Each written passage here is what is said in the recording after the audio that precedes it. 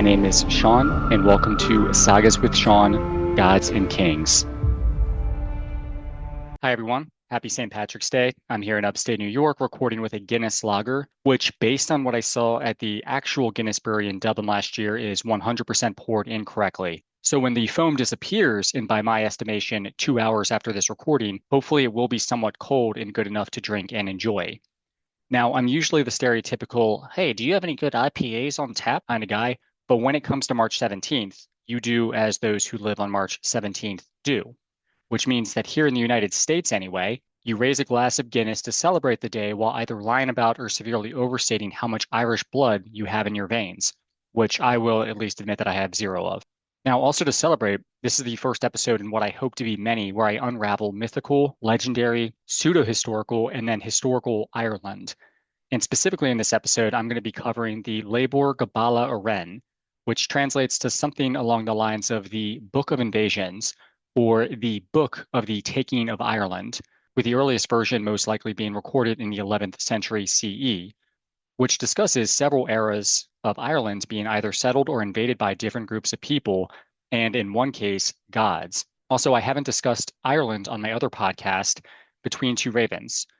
So this will primarily be an episode of Sagas with Shawn, Gods and Kings, as this is where I plan to continue the Tales of Ireland series, but I will be publishing this episode on Between Two Ravens as well, which I serve as a co-host with my buddy David on.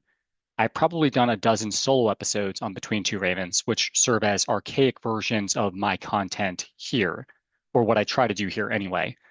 So this episode will serve as cross-promotion for both of them as well, in case you, as the listener, are curious about the other.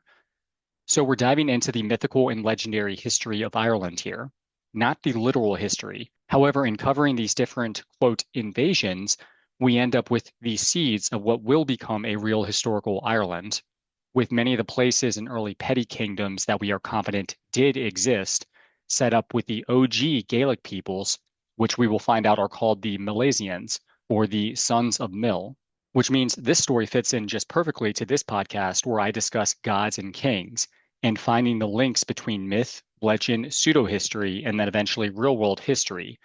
Also, as we have seen in this podcast, often with Snorri Sturluson's work Heimskringla, or another work, maybe the Anglo-Saxon Chronicle, for example, authors in the Middle Ages love to tie these legends of their peoples or their cultural pasts into their Christian worldview when writing about them, meaning they will talk about their histories and tie it into their literal interpretations of the Bible, including all of the stories with the flood, the parting of the Red Sea, and most importantly and fun for the sake of this podcast, the young earth creationist worldview, which states that here today, in the year 2026, the world is slightly over 6,000 years old. And the first man, Adam, along with many of his descendants, lived to be nearly a millennium old. So the Lebor Gabála Érenn is no different here. And with some of the gods of early Ireland, the author wanted to paint them as people and not gods, because writing about any truthfulness to other pantheons of gods would conflict again with their Christian worldviews. Snorri did this with the Norse gods in Heimskringla and in the prologue of his Prosetta, which we have discussed often in this podcast. The Anglo-Saxon Chronicle writers, in going back as far as they could go, tied in the Anglo-Saxon version of the Norse gods but made them simple humans, and specifically human descendants of Noah, which would obviously make sense for Noah to be everyone's ancestor in the literal interpretation of the Bible. For example, the Chronicle made a non-biblical son of Noah up to make the line work, with Odin or Woden being a descendant of Noah and his non-biblical son, Scef. And in both cases, the humanized versions of these gods served as human ancestors of the early feudal kingdoms of the time, often versed in some forms of magic or witchcraft, which Snorri says led to those humans being incorrectly worshipped as gods, though being not actual gods. So in today's story, where we celebrate Ireland's totally true and real-life founding, and I'm putting that in quotes, we will see that not only is in one case there also a non-biblical son of Noah, but we see humanized deities who are often labeled as druids or wizards in this case, these beings being either the Tuatha Dé Danann or the Fomorians. These two species also have familial relations with the other invaders of Ireland, including the Milesians, who would at least per this story come out on top for this Game of Thrones. And they are all descended from Noah as well. Noah again is the man that the Abrahamic God tasked with building an ark to protect him, his wife, his three sons, and their three wives from his flood designed to wipe out all of humanity for their quote sins. Now, although this text does make up a son of Noah as well, most of the invaders and descendants of Noah come from his biblical grandson, Magog, son of Japheth, son of Noah, and somewhat his grandson, Gomer, son of Japheth, son of Noah. And that leads us to the title of this episode, where you see Magog and Gomer as the fathers of Ireland. Anyway, before we get started on our first of hopefully many episodes on mythical slash legendary slash historical Ireland, I did want to convey something of a love letter to the country. And by country, I do mean the Republic of Ireland and not Northern Ireland, which is a part of the United Kingdom. Not because I'm sure the North is not lovely, but I simply have not been there yet. Though I definitely do want to go, and I'm sure I will love it there as well. And note by the end of this episode, we will see Ireland split by North and South. I just want to say right now that is slightly different from the current political situation, to say the least. As far as the Republic of Ireland goes, I have been there several times now. And despite having no Irish ancestry, it will always have a special place in my heart. And a lot of this goes back to 2016, which was something of a coming of age year for me in my late 20s. Up until then, I had mostly stayed close to what is familiar or comfortable, living near my family and rarely taking big risks or making decisions out of my comfort zone. But that year, I decided to apply to graduate school. I moved 2,000 miles away to Denver, Colorado, after always living in or around Maryland, just outside Washington, D.C., and ended up traveling to Ireland for a solo trip that was a part of my graduate program. That trip ended up being one of the most life-changing experiences for me. It pushed me out of my comfort zone, made me fall in love with traveling, and even led to me getting my first tattoo after a spontaneous conversation with some fellow travelers at Shawn's bar in Athlone in the center of the country. Since then, I've been back to Ireland two more times, most recently last year with my now wife, who I also met in 2016 when I made the decision to move to Denver because that's where I met her. So I got to see the country with her as well.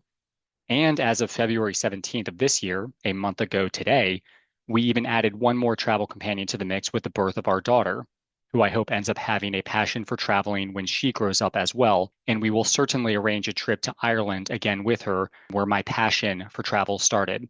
So, yes, that was a bit of a sentimental detour that nobody asked for, but it does explain why Ireland will probably always mean a little bit more to me than just another place on the map. Now, with that said, let me take the first sip of Guinness I poured for this St. Patrick's Day episode, and cheers to the Republic, Sláinte, and gods, I hope I said that right. Now let's travel back a few thousand years. And as mentioned, the Lebor Gabála Érenn discusses 6 invasions or settlements of Ireland. The first is led by a woman, a granddaughter of Noah named Cessair. The second is led by a man named Partholon. The third by a man named Nebid. The fourth comes from a group of people called the Fir Bolg. For invasion number 5 come the aforementioned Tuatha Dé Danann.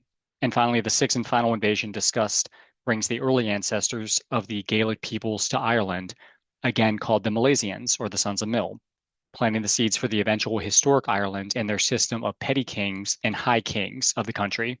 Now, for the sake of timing, I'm going to keep the stories of these invasions relatively short so we have time to cover them all, even if only briefly. Otherwise, this will turn into one of those episodes where I record for 80 minutes and then have to find ways to cut half an hour of content because I got carried away, which, to be honest, happens literally every time. I'll also cover some of the family lines when it feels necessary and discussing the comparisons between this text and the Bible. And I'll do my best to mention the approximate years these events would have taken place, again, assuming the young Earth creationist 6,000-year timeline that many medieval writers believed in, which I personally do not think reflects real history. But since the writers of this text clearly felt compelled to tie their story into a literal biblical timeline with that 6,000-year-old world, part of me thinks it's fun to follow along with that framework and discuss when in our real history these quote invasions would have taken place according to the text and this timeline. And honestly, part of the fun of this podcast for me is imagining a world where all of these mythologies and legends somehow fit together. And I'm not going to be going into the actual myths detailing the stories of the gods and won't be touching too much on actual Irish history for this episode, but we'll focus primarily on this one text and its consistencies and contradictions with the Bible that it tries to fit itself in with. and hoping that this source serves as the first of many pieces I want to put together in the Tales of Ireland. So on to the first of 5 books in the Lebor Gabála Érenn, which actually begins not in Ireland at all, but with its version of events that we find in the book of Genesis. Book 1 discusses the Abrahamic God creating the heavens and the earth, the first 2 humans, Adam and Eve, the sin of Eve eating the apple from the tree of knowledge of good and evil, and the familial line through Adam and Eve's son Seth all the way to Noah, with Noah being 9 generations below Adam. When the text gets to Noah and his 3 sons, Shem, Ham, and Japheth, it actually mentions the names of the 4 women, unlike the Bible, who are their wives. This would be Koba, Allah, Oliva, and Alavana, the 8 of which were on Noah's Ark to survive the flood. The text then states that after the flood, Shem's people settled in Asia, Ham's in Africa, and Japheth's in Europe. And then it goes into their many, many sons. Note that this text does not go into the note found in the Bible about the cause of God's flood being him not only being upset at the quote sin going on, but because of the hybrids from the quote sons of God who were tempted by the beauty of the quote daughters of men, leading to the quote sin that he was upset by, with I guess the sons of God and the daughters of men forming hybrid humans who were more likely to sin, I guess. Giants played a part in this as well, but since for some reason I never heard about any of this in Sunday school, I will not harp on that too much. Hey, that instrument is the symbol of Ireland. Though I did buy a copy of the Book of Enoch, which apparently explores this further, and that is going to be for a later episode. Also, the text did not include the passage from the Bible where Noah, probably bored out of his mind after the flood, builds a vineyard, which, to be honest, is a pretty good hobby to have if your only instructions at that point in life, after most of humanity was wiped out, were to lead your grandchildren into procreating with each other to repopulate the world. He gets drunk on his wine and falls asleep naked. And his son Ham saw him naked and decided to tell his brothers about it, leading to Ham getting cursed by God for pointing out their father's current state of shame, that being his drunken nakedness. So that was also not included in the Book of Invasions either, nor my childhood Sunday school. Then again, I had ADHD, so who knows. Anyway, the text does mention that Japheth had 15 sons, including 1 son named Gomer and another named Magog. The text gives Gomer's 2 sons named Emoth and Ebath, though the Bible lists his sons in Genesis chapter 10, verse 3 as Ashkenaz, Repath, and Togarmah. So a contradiction there. Unfortunately, so far, the Bible doesn't say anything about Magog's descendants, though Magog himself is mentioned. The authors of the Book of Invasions either knew something that I do not, or this is when they are starting their own fan fiction that links up the Bible with the narrative they are trying to convey. Now, Genesis at that point primarily focuses on the descendants of Shem, as his line eventually leads to Abraham, his son Isaac, his son Jacob/Israel, and then his sons that would form the 12 tribes of Israel. That would be the focus of the next few books of the Bible. Whereas the Lebor Gabála Érenn then solely follows only the descendants of Noah that would play a part in taking Ireland. Though biblical events do pop up later for timing references, which helps me come up with the biblical timing of these invasions. Also, quick side notes on the biblical Magog. He first appears in Genesis as the son of Japheth with no descendants listed, but the name pops up again in Chronicles, the book of Ezekiel, and then the book of Revelation. In Ezekiel, Magog is associated with a mysterious northern land, funny enough. Ireland happens to be an island in the north, and it's tied to a ruler named Gog. Then in Revelation, the last book of the Bible, the text says that after Satan is, quote, released, he will go out to deceive Gog and Magog, gathering them from the 4, quote, corners of the earth for a final battle. And yes, that's another little seed for a future episode on the comparisons between Revelation and Ragnarok from Norse mythology. Now, Magog is often interpreted as the ancestor of the Scythians, a group of peoples living north of the Black Sea. The Lebor Gabála Érenn also claims that the ancestors of the Irish came from Scythia before eventually migrating through Egypt and then to Spain on their way to Ireland.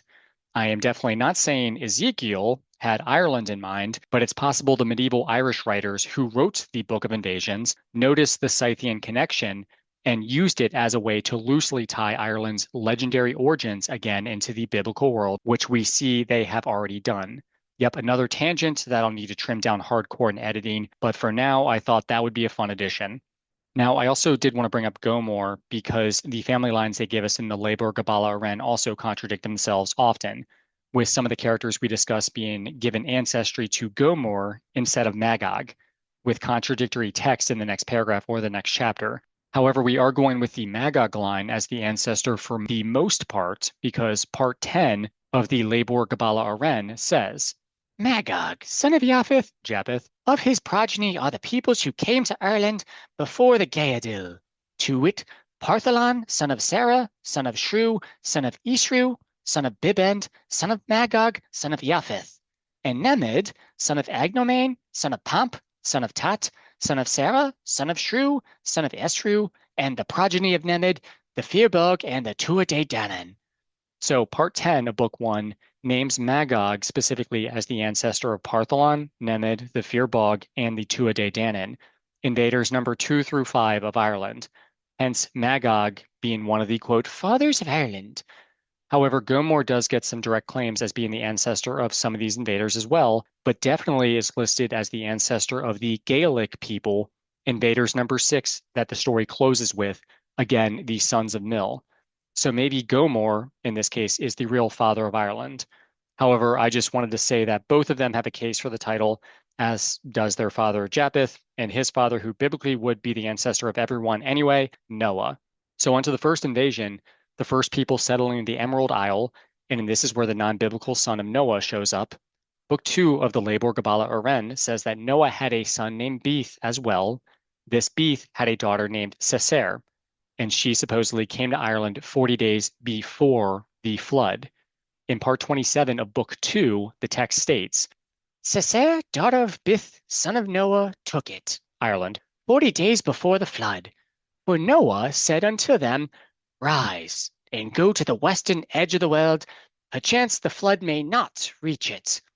So a huge wrench is thrown into the idea of a global flood here, with Noah seeming to think that it would not cover the whole globe.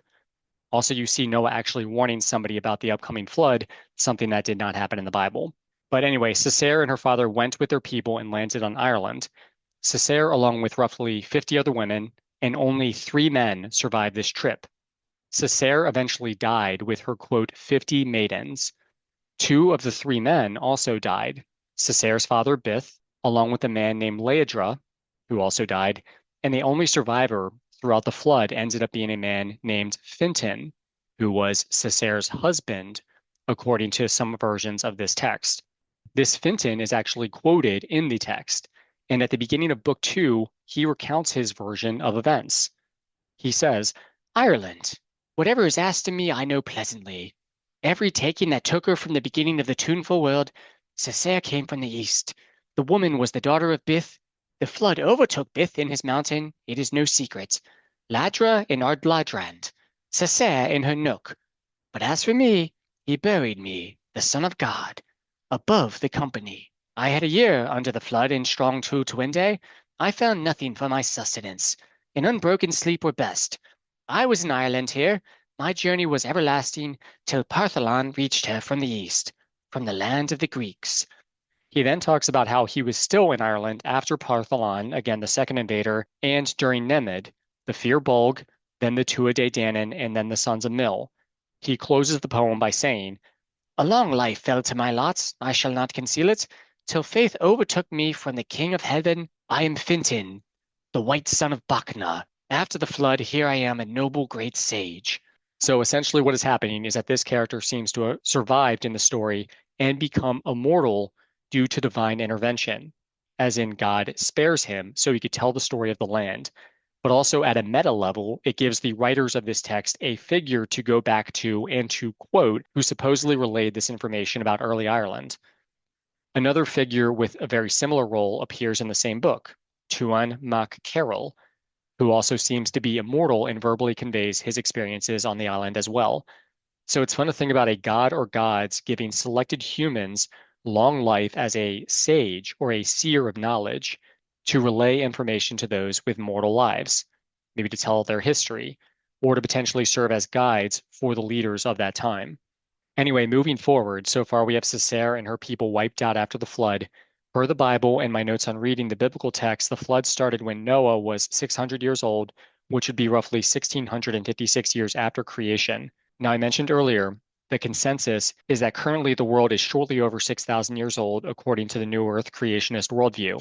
Luckily, Genesis is clear as day when it comes to the ages of the line from Adam to Noah and then from Noah to Abraham. It gives the ages of each person when the next in their line was born. So, at least early on in the Bible, until about Abraham, you have an easy case to make for how much time has passed since the world's creation. After Abraham, it's not as easy. However, there is a man named James Ussher who put together one of the most widely accepted timelines for this literal interpretation of the Bible. And he claims the date of creation is 4004 BCE, which means today the world would be 6029 or 6030 years old.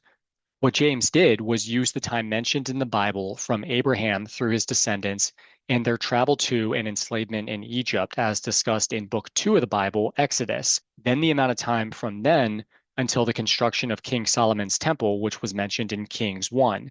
And he calculated the construction took place in roughly 1012 BCE, 910 years after Abraham. Then the amount of time from them until the Babylonian captivity, which he says took place in 588 BCE, and these latter two items were historical events, as in they passed the historical method when we look at them. Prior to Solomon's father David, none of the events or people discussed in the Bible before him really can be confidently said to have existed at all, as they did not pass the historical method. So when you have these historical events and dates for them, we can cross-reference them with what was mentioned in the Bible, and you could work backwards with the timeline given in Genesis to get to that 4004 BCE date. Anyway, we're going to be using his calculation for this episode because James Ussher is, Shawn, don't forget to insert drum roll while editing, Irish. So we're going to be using the Irish guy's calculation for the invasions of Ireland, even though he was born about 500 years after these were written down. So this puts Sisera's invasion slash settlement in the year 2348 BCE, which is 1656 years after the creation date of 4004 BCE. Sisera, as mentioned, was the daughter of Bith, the son of Noah, son of Lamech, son of Methuselah, son of Enoch, son of Jared, son of Mahalalel, son of Canaan, son of Enos, son of Seth, son of Adam. Now we're going to move through the other invasions relatively quickly, giving brief bulleted descriptions and their biblical timeline. The second invasion would be Partholon. After the flood and the deaths of Sisera and her crew, minus Fintan, the divine seer, Ireland was a wasteland for 300 or 312 years. It gives both numbers. That is when Partholon arrived. The Lebor Gabála Érenn says he took Ireland in the 60th year of the age of Abraham, the aforementioned biblical figure. Per my notes, Abraham was born 1955 years after creation, which would be 2049 BCE, and 60 years after that would be in 1989 BCE. Now, 2348, when Sisera invaded, minus 1989, when Partholon invaded, is 359 years, not the 300 or 312. So keep in mind, the Lebor Gabála Érenn was actually written centuries before our good friend James existed, so the authors may have had a different year in mind that they didn't mention in the text. But before I calculate every variation of every calculation here, I'm just going to say that this second invasion took place roughly around 2000 BCE, maybe shortly afterwards. Partholon reigned 7 years when the first of his people died. 3 years later, there was a battle between Partholon and a group called the Fomorians, who serve consistently throughout this as other magical beings who would fight the early inhabitants of Ireland, in this case, Partholon. So there was consistent warring on this island. Also, real quick, the text lists a lot of things that Partholon brought to Ireland, including beer, by the way. Partholon and his people eventually died of the plague, with only one survivor being the aforementioned Tuatha, who, like Fintan, would live an unnaturally long life. Per the text, Partholon was the son of Sarah, son of Shrew, son of Esru, son of Bibend, son of Magog, son of Japheth, son of Noah. For the third invasion, we have a man named Nemed. Ireland was essentially void of life for 30 years after Partholon. Nemed and his sons came from Greece, and he also fought with the Fomorians. Nemed also eventually died of the plague after winning some battles. However, upon his death, a new group of Fomorians took control of Nemed's people and they were forced to pay tribute to the Fomorians. However, Nemed's people eventually rose up against them and battled. The revolt was led by Nemed's grandson, Samuel, and his great-grandson, Erglon, and also his son, Fergus Redside. However, at the end of the day, most were killed in the fighting from both sides, or they died at sea, with only some survivors of Nemed's family who escaped and left Ireland. Funny enough is that Fergus, who had a son named Britain Mael, who escaped to Britain, where he became an ancestor of all the British peoples. And the text states that he was the ancestor of all the Britons until Hengist and Horsa came, again from the tribe of the Jutes that we have discussed on this podcast many times. They came to Britain in 449 CE. Before I continue, Nemed is the son of Agnemane, the son of Pamp, the son of Tat, the son of Sarah, and Sarah is Partholan's father. So Nemed, the third invader, is the great-grandson of the second invader's brother. And this links him to Magog, since Sarah, Nemed's great-great-grandfather, is the great-great-great-grandson of Magog, who is the grandson of Noah. Now, another family member of Nemed, a man named Semyon, the text says that he is the son of Erglan, son of Beon, son of Starn, and son of Nemed. He fled the battle with the Fomorang from Ireland. He went to Greece, and him and his people were enslaved by the Greeks. How fun that they needed to pay tributes, including money, food, and even their children, to these magical beings called the Fomorangs, or the Fomorians, in Ireland, only to revolt and have mostly everyone die, then flee to Greece, where they were enslaved. His line was enslaved for 230 years until they decided to come back to Ireland, specifically 5 of Simeon and Nemed's descendants, named Gan, Genin, Rudrage, Sengan, and Slenga. These 5 serve as the Fir Bolg, the 4th group of invaders. So if Nemed came into power 30 years after Partholan, who ruled for 10 years, and Partholan controlled Ireland somewhere starting between 2000 and 1990 BCE, then Nemed came into power a few decades later, maybe around 1950 BCE. That's where we're at right now.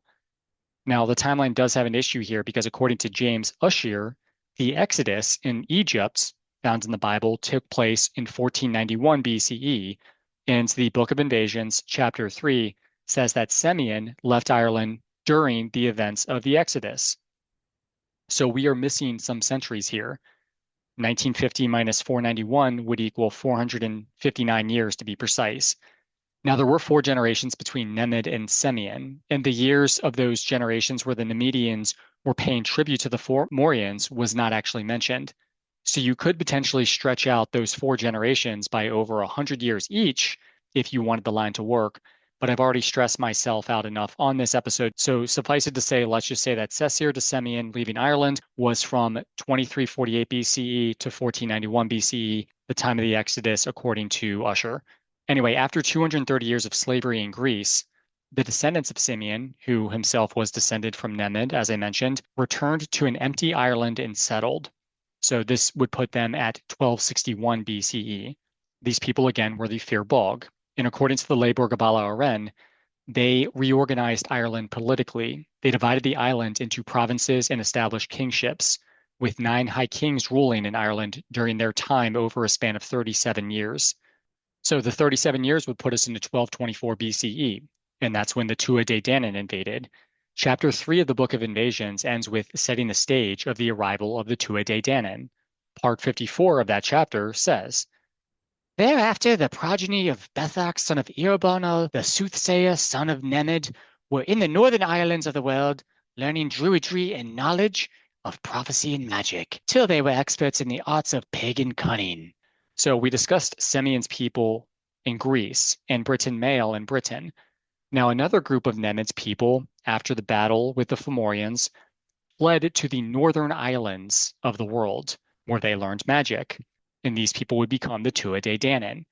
I know that Iceland was not settled then, but it would be fun to think about some crossover with the people who would be becoming the Tuatha Dé Danann, going to Iceland, which obviously has a connection to the Norse world that I often have spoken of, albeit many centuries later. So no real connection there, but I do wonder just what islands the writers were referring to. But anyway, this branch of Nemed became the Tuatha Dé Danann. Starting in the next chapter, chapter 5, according to the text, they arrived in Ireland in a dark mist that covered the land for 3 days and 3 nights. The Tuatha Dé Danann invade and kill 100,000 of the Fir Bolg, taking Ireland. They also brought a stone of knowledge, which was set up at Tara, a seat of later high kings of Ireland, with the stone selecting the rightful kings. The first king of the Tuatha Dé Danann was Nuada Argaitlam, also known as Nuada of the Silver Hand. He was the king of the Tuatha Dé Danann 7 years before they arrived to Ireland. During the battle to take Ireland, he lost an arm, which was later replaced with a magical silver one. Because a king was expected to be physically whole, Nuada temporarily lost his throne to a figure named Bress, who was the king for 7 years. Eventually, Nuada regained the kingship for 20 more years. Now, the Fomorians, they were still around, as they often seem to be whenever the invaders of Ireland, whoever they may be, seem to need an additional enemy to fight for the sake of the story. In the stories, they battle with the Tuatha Dé Danann, and in that battle, the Tuatha Dé Danann were led by a hero, Lugh, who killed the Fomorian king Baelor, and the Tuatha Dé Danann secured their full control of Ireland at this point. Now, in the story, Lugh is part Fomorian, and his mother is Eithne, who is the daughter of Balor, the king of the Fomorians. So Balor is actually Lugh's grandfather, and he was killed by his grandson. Following these battles, several rulers governed Ireland during the Tuatha Dé Danann period. Lugh ruled for 40 years, followed by a figure who seemed to get his own title, named the Dagda, his real name being Eochu Alathair, who the text states ruled for 80 years. Later kings included figures like Delbath, who reigned for 10 years, his son Fiachna, who also ruled 10 years, then three grandsons of the Dagda, with their three names being Macul, Mac Kecht, and Mac Green, who ruled for a combined 29 years. They ruled together, and Ireland was split up 3 ways between them. Altogether, the text suggests that the Tuatha Dé Danann ruled Ireland for roughly 196 years before the next invasion arrived. So this would place us around 1028 BCE. Now, as mentioned, the Tuatha Dé Danann are a part of the same family tree as the other tribe of invaders. I will not get into them all because there are many branches in their specific tree, but they all descend from a man named Aldui, who is 8 generations below the third invader, Nemed, with Nuada, the great-grandson of Aldui's son Ordam, and the rest of the Tuatha Dé Danann kings being from Aldui's other son, Indui. We will only do Nuada's line right now, but he is the son of Ektak, the son of Eterlam, son of Ordam, son of Aldui, son of Tat, son of Tavarn, son of Enda, son of Bath, son of Ebath, son of Bethak, son of Eobarnal, son of Nemed. Now, I plan to cover the Tuatha Dé Danann in far greater detail in future episodes, but for now we're going to move on to the final round of invaders found in the Book of Invasions, the sons of Mil, or the Milesians. The true Gaelic peoples have finally arrived to the Emerald Isle. And the Gaelic people, or I guess a distant culture at the very least, are still in Ireland today. Now, as mentioned earlier, the Milesians were a descendant of Magog's brother Gomer, another grandson of Noah. However, again, you will see similar names in the list that I am about to recite, with those similar names falling into Magog's line. So you could make the case here again that Magog is the ancestor of the Gaelic people as well. Let's start with a character named Breagan. He was the son of Brath, the son of Death, son of Urka, son of Elot, son of Nuedu, son of Nenual, son of Febriglas, son of Agnafiend, son of Aber Gunflid, son of Lamoflind, son of Agnomane, the son of Tat, the son of Agnomane, the son of Bomane, the son of Aberscott, the son of Shrew, the son of Esru, the son of Gaedelglass, the daughter of Nell, the son of Phanis Farsid, the son of Bath, the son of Gomer, the son of Japheth, the son of Noah. So Breagan is 22 generations below Gomer and 24 below Noah. Now, the text goes into much greater detail with this family's narrative, but essentially his people came out of Egypt. Let's go to Phanis Farsid, Gomer's grandson. He was there during the biblical events of the Tower of Babel. And in that story, the God creates all the world's languages to confuse his people because they were working together to build a tower, and he did not want them to take steps to be like him. However, this Phanis seems to have used that opportunity to become a master of many languages. He had a son named Nell, who was summoned to Egypt at the time, so Pharaoh could learn their skills in languages. Nell married the Pharaoh's daughter, Scota, and they had a daughter named Gaedelglass, who created the Gaelic languages. Her grandson Shrew was there during the Exodus out of Egypt. And then the text here says that the events from the Exodus to the arrival of the Milesians in Ireland was 444 years. So earlier we mentioned the Exodus happened in 1491 BCE, and that date minus 444 is 1047. The Milesians would have arrived in 1047 BCE, only missing my earlier calculated date by 19 years, which means I think I did a pretty damn good job despite the confusing text, or at least better than the earlier inconsistency between Semyon and the Exodus. But let's just say the Milesians showed up at 1047 BCE to keep up with the text here. Anyway, in what is now Spain, Breagin built another tower called Breagin's Tower, and his son Eth spotted Ireland from the top of the tower. He traveled to Ireland with 30 men and eventually met with the last three Tuatha Dé Danann kings, again Mac Cool, Mac Cecht, and Mac Green, and they initially welcomed him. However, as he seemed as a charismatic man with a lot of influence, they ended up becoming skeptical of his intentions and they had him killed. When news of his death reached Spain, his brothers, other sons of Breagin, in which there were 9 of them, one of them being named Bile, who had a son named Mil, and the sons of Mil, of which there were 8, and 2 of his sons, Eber and Griman, who had another combined 8 sons, went to Ireland for revenge and eventually took the country, killing the 3 Tuatha Dé Danann kings. The sons of Mil, the Milesians, took control of Ireland and they split it into 2 kingdoms by north and south. The northern half went to Eramon, son of Mil, son of Bile, son of Breagin, and the south went to Eber's son of Mil, son of Bile, son of Breagin. So last thing here, and this is where the text gets even more complicated, the Milesians at one point come into contact with 3 goddesses, members of the Tuatha Dé Danann, funny enough, all who pitched to have their names as the namesake of what is now Ireland. Those goddesses are Banba, Fatzla, and Eru, with Eru winning the pitch, and Ireland then being called Ire as her namesake. So that brings us to the end of the story told in the Book of Invasions. Over the course of this episode, we followed the narrative arc of the text from roughly 2348 BCE, beginning with the post-flood world of Noah's descendants, down to 1047 BCE with the arrival of the Milesians in Ireland. These dates come from a biblical chronology used by the writers operating in the mindset of the Christian worldview that they were operating in. And in that framework, the writers trace the island's origins back to the same biblical family tree as the rest of humanity, connecting the Irish people to figures like Magog and Gomer, grandsons of Noah. The many invasions described in the text, from the early settlers to the Tuatha Dé Danann, and finally the Milesians, were part of an attempt to place Ireland within the grand narrative of world history as they understood it. And at the same time, the story preserves echoes of much older traditions. The Tuatha Dé Danann and Fomorians still feel very much like the old gods and mythical beings of Ireland. And the Milesians became the legendary ancestors of the historical Gaelic people. With the victory of Eramon and Eber Finn, the narrative begins to move away from the mythic invasions and towards something closer to legendary history, which again, I plan on reviewing more for further episodes on the Tales of Ireland. These two become the ancestors of Ireland's royal dynasties, something that we have done on this podcast with Norway, France, Sweden, Denmark, and England, linking gods and their mythologies to real-world kings and dynasties, with Ireland in particular planting the seeds of their petty and high kings. In this sense, the Book of Invasions is more than just mythology. It serves as the origin story medieval Ireland believed about itself, bridging a world of gods, heroes, and magical battles with the beginning of Ireland's recorded history. Anyway, I know that was a lot. I hope everybody enjoyed this. I know I go way too far into the family trees on this podcast, but I do think it's often necessary in linking real-world history to the myths that shape them. Happy St. Patrick's Day, everyone. I hope you enjoy a pint of Guinness in celebration of your own coming-of-age stories.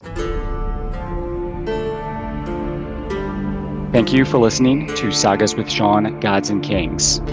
If you enjoyed the show, please follow me on Instagram, TikTok, or YouTube, and leave a 5-star review wherever you listen to your podcasts. Thank you, and have a great day.